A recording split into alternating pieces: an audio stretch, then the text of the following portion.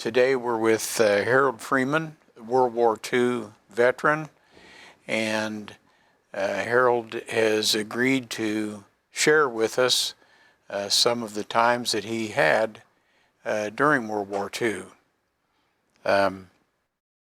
Harold, would you tell us now, when did you serve? When did I serve? I served from March 30th of 43 to November 1st of 45. Mm-hmm. In Europe. Got to come back on the Queen Mary. That was pretty nice. Mm-hmm. Now you were inducted from where? I was inducted at Fort Harrison, but I was drafted. My home was in Owen County at that time. Mm-hmm. What job did the Army assign to you? I was trained to be a radio operator, but I didn't do much radio operating. No one seemed to, really. Partly I was an MP for a little bit. I don't think I mentioned that. No? That was another quirk. Now, was that before you went to intermediate speed? No. I was in a replacement pool on the mountain over Nancy, France. Oh, okay. The 35th Division moved into Nancy and counted up and asked for reinforcements. Okay. And so the first place they went was the replacement pool overhead, and they asked for 6 radio operators. So we knew each other pretty well, and down there we went. Now, was that voice radio operators? Huh? Was it voice radio operators, or did they want intermediate speed operators? Well, they didn't specify, and these are the ones they had. Okay. So they sent them, I think. All right. And but what was I going to say? Oh, but when we got down there, they assigned us to the MPs. Can you imagine the MPs? Hmm. That didn't last very long. The MP captain said, "I've had 4 Jeeps fixed with special radio equipment, and I've got you guys down here to run these Jeeps. We're going to use them out through the country for different purposes, and directing traffic and one thing and another. And we want you to take these Jeeps out today now and try them out. Go various directions out here for a distance of maybe 40 miles or so, and call in.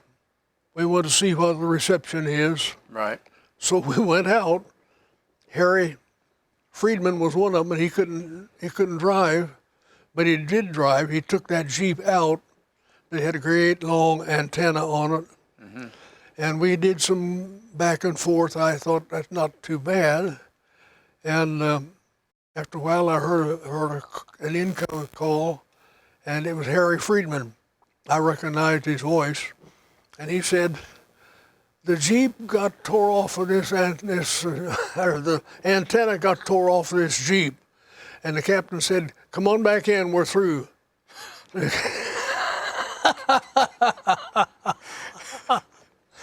So and that's the last of us, none of that. They kept us a couple more weeks and then shifted us back to the signal company. Okay. Well, I think it was an agreement between the 2 captains. So I need these radio operators.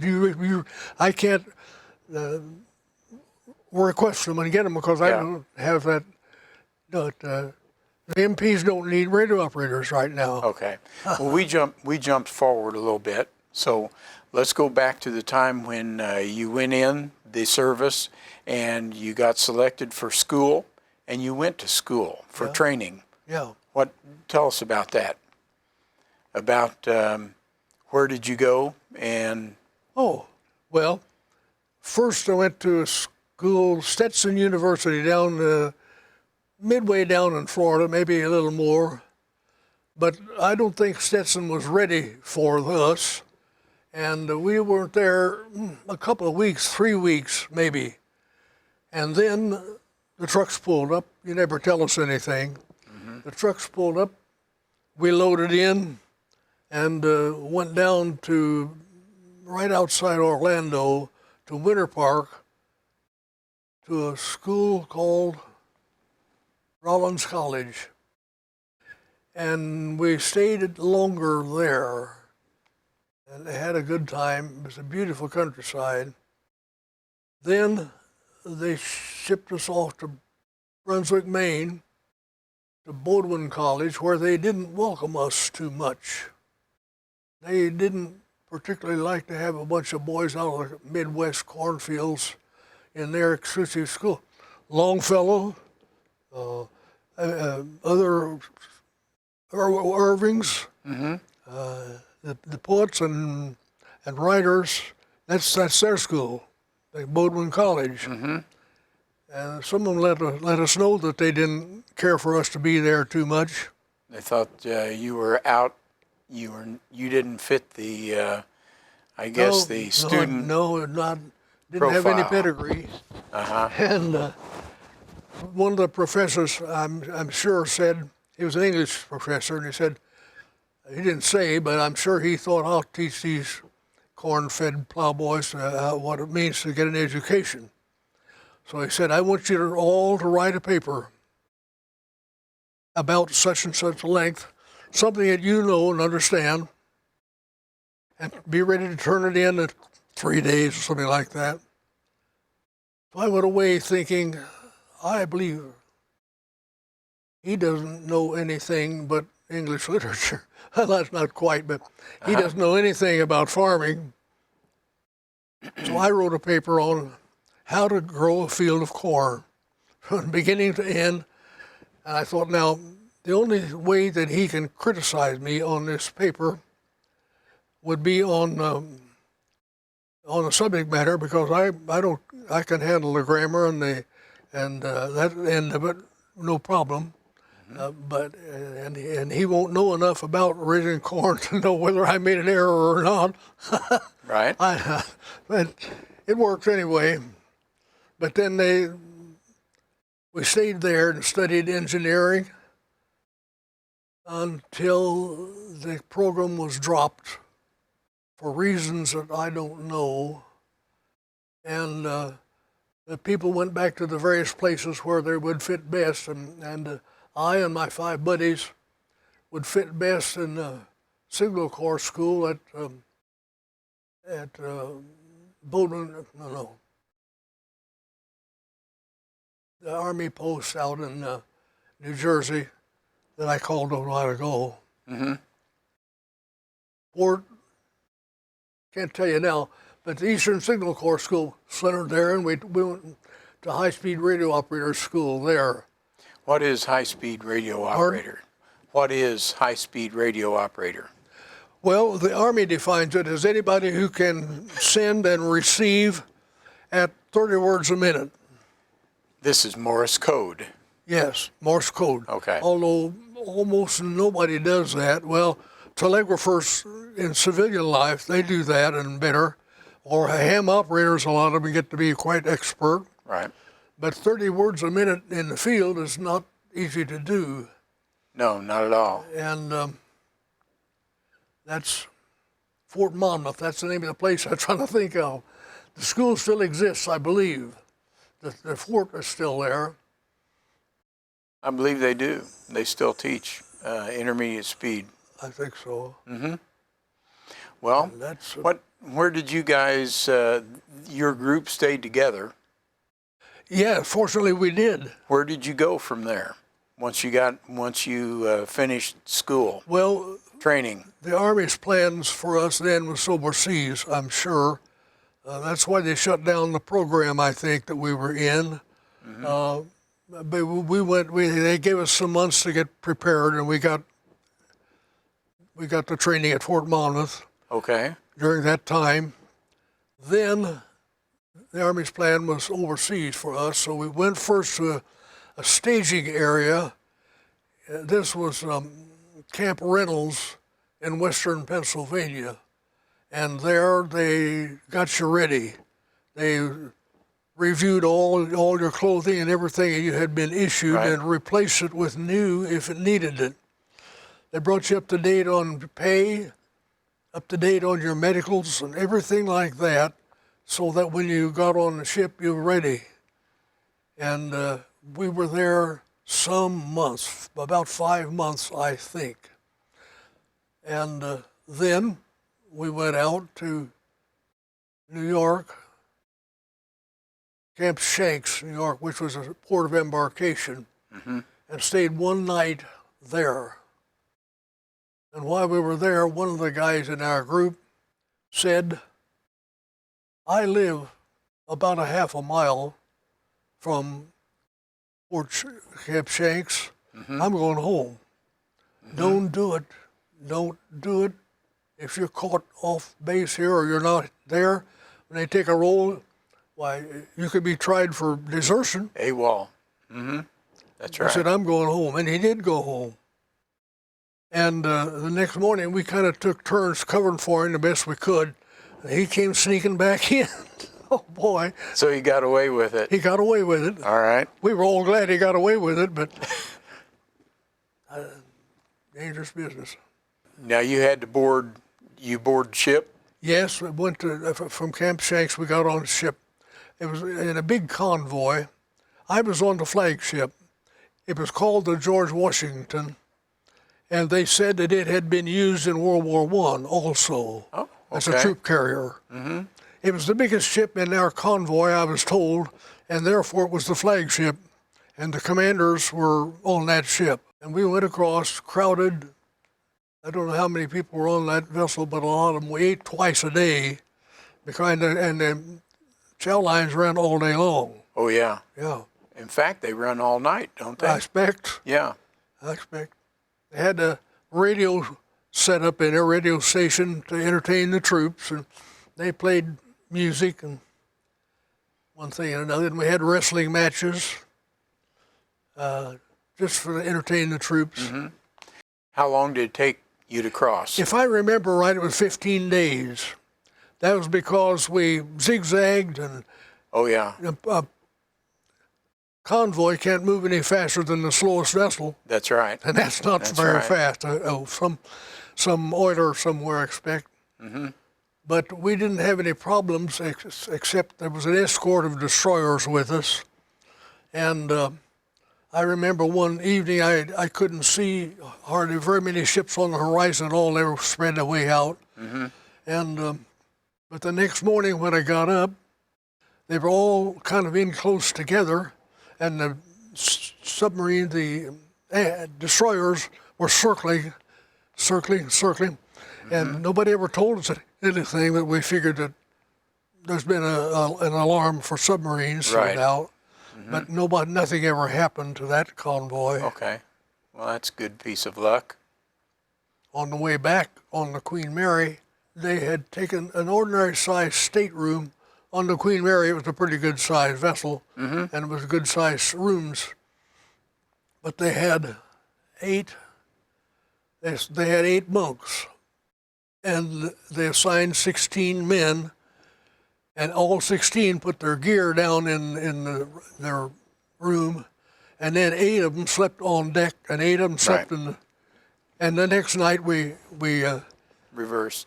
we reversed it, but Switched. we got the bad end of it there because it stormed one night, and the ship was going about top speed, I guess, and water kept coming in, and we finally got up and went up slept where we could sleep on officers' quarters and on the stairs and everywhere.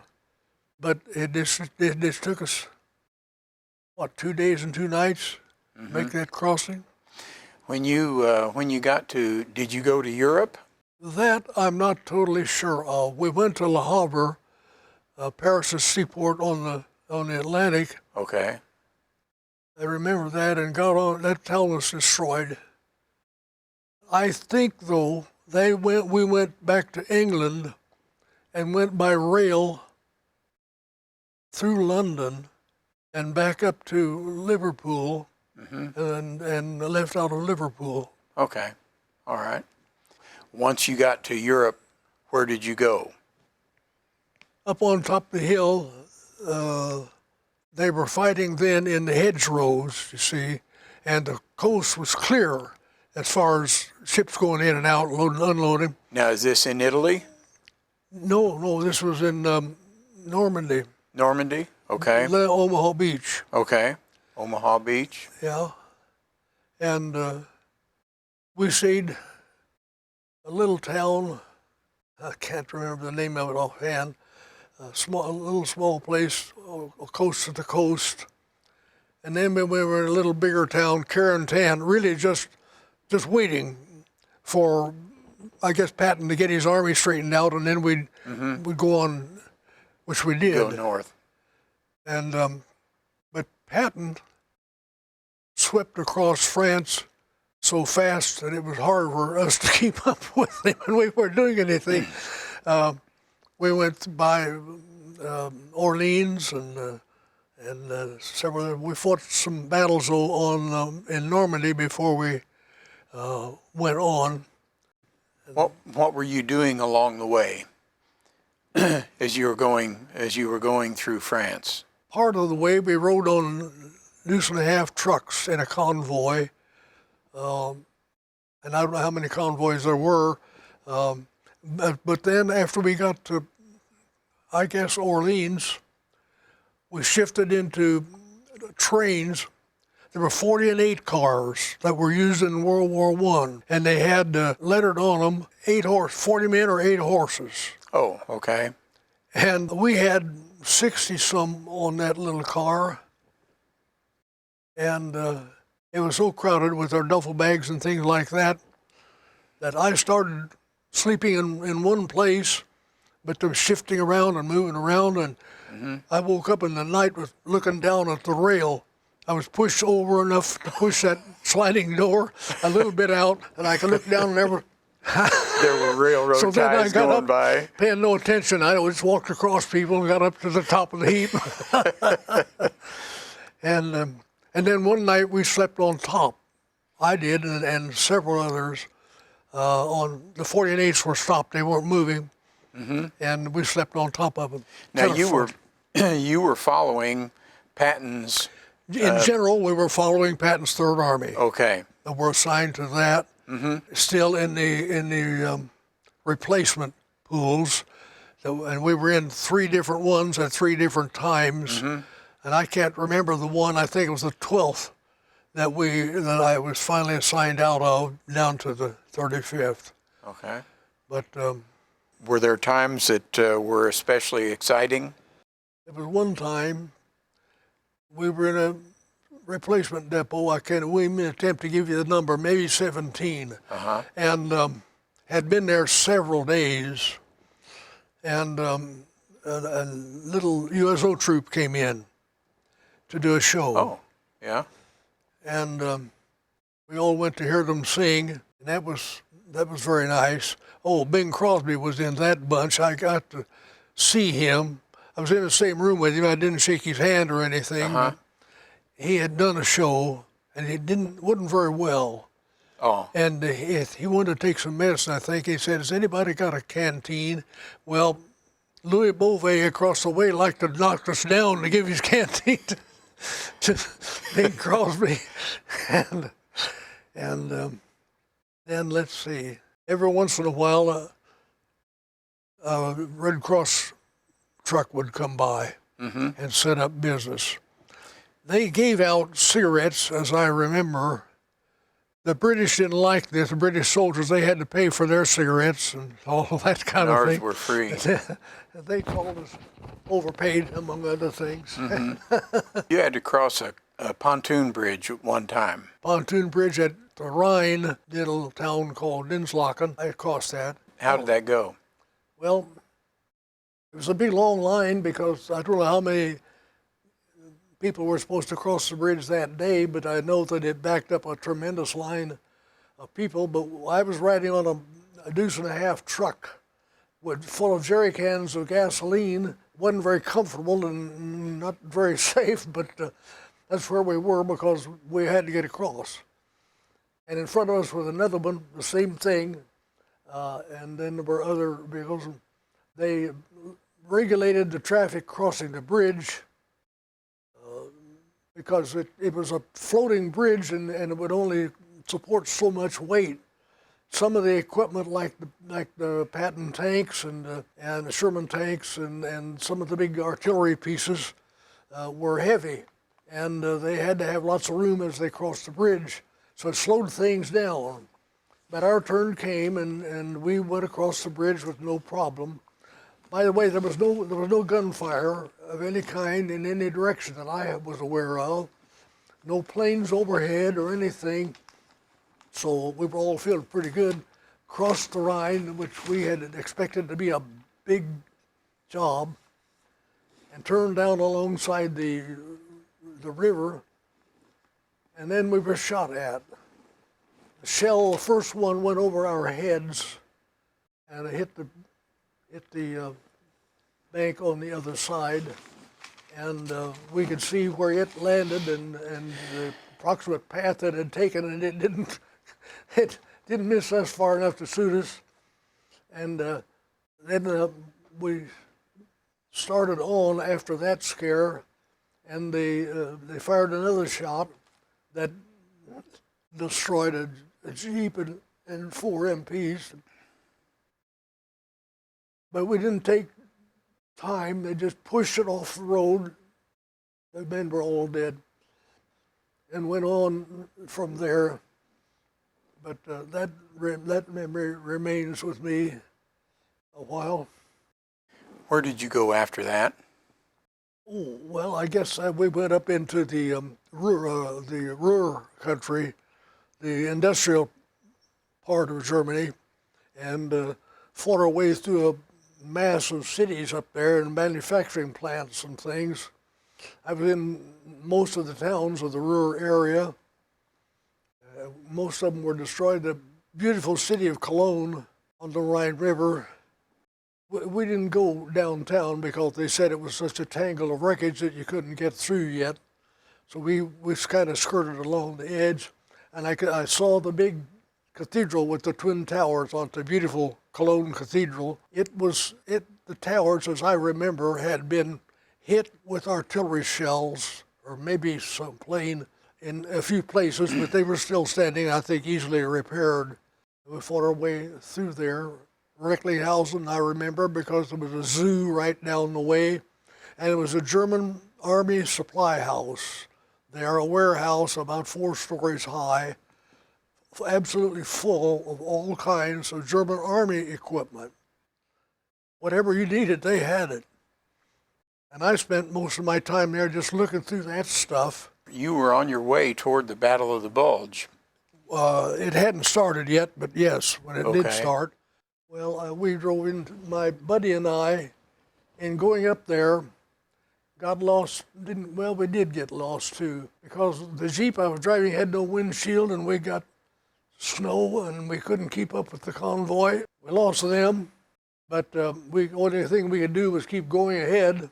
And we went into, without knowing it, we went into the town of Bastogne, which was, they say, according to the Army diary, was the road, the Arlon-Bastogne highway that we were traveling on, was supposed to be clear, and it was clear, except there was one place where there were German tanks, and we got by them. They fired over our heads. They weren't interested in us. And but we got on up there and went into Bastogne. Nobody bothered us except an American MP. Oh, the diaries also said that Bastogne was in the hands of the Germans at that time, which was not the case, because we went downtown, went around the circle, had a little conversation with an MP, and went on our way. But I never fired a shot. I was shot at a few times. Oh, I didn't tell about the time I went down. The captain, we were along the banks of the Saar River. Mm-hmm. And the captain said, "Freeman, bring the Jeep." I brought the Jeep. He got in, and he said, "Down the road," went down the road toward the river. The river was maybe, 1,000 yards from where we were camped. we went down about halfway, and there was a little lane went off to the side, lined with hedges along the way. And we went down there, went a certain distance. The captain said, "Stop here." I stopped. He got out, took his binoculars, and went walking up the trail. Said, "Wait here." I waited, but when we turned off the road down there, the river was clearly in sight. And apparently there was a German machine gun post set up to kind of sweep that crossroads there. And the gunner saw us turn in. But we didn't turn, he didn't shoot at us then, but he watched along the way how far we had gone and kind of figured out where we had stopped. And then he opened with his machine gun, and I clipping little bits of hedge over my head falling down on me. And I pitched my rifle out the right side and got out that way myself, and thought, well, I'll crawl up this way. I may find a place where I can locate him and return some fire. So I went up that way, and about the time I'd found the place that I wanted, I looked around and the captain was coming back down the lane. He motioned to me, and I went back down there, back to the area, turned around and got out of there, and the machine gunner never fired at us anymore. Okay, so he left you alone once he knew you were leaving. Yeah, I think that his officer told him, "Don't, it's wasting time." He couldn't hit me down there anyway, because I don't think he could depress that machine gun enough to get this fire low enough. Right, to get and down. he realized it too, I think. Okay. Do you have any regrets for... Well, no, I don't, except to think back on the whole thing and what a tragedy it was. There were almost as many civilians lost their lives in Europe, I think, as there were service people. And we left there with the roads full of people with no homes, a lot of them, or going somewhere else, and dead people along the road. We don't want that to happen again. It's a nightmare. Yes. Do you think of that often? No, not really. It's been a long time now, 70 kind years of or push more. it aside? And yeah, it just kind of fades away a little bit. Right. Okay, if somebody like you asks a particular question, I'll try to answer them. But of course, I only saw one little part of the war. Okay. This concludes the interview with Harold Freeman for Fayette Foundation and TV3. Thank you, Harold, for your service to this country, and thank you for sharing some thoughts and recollections at this time of today. This is Mike Jossett signing off.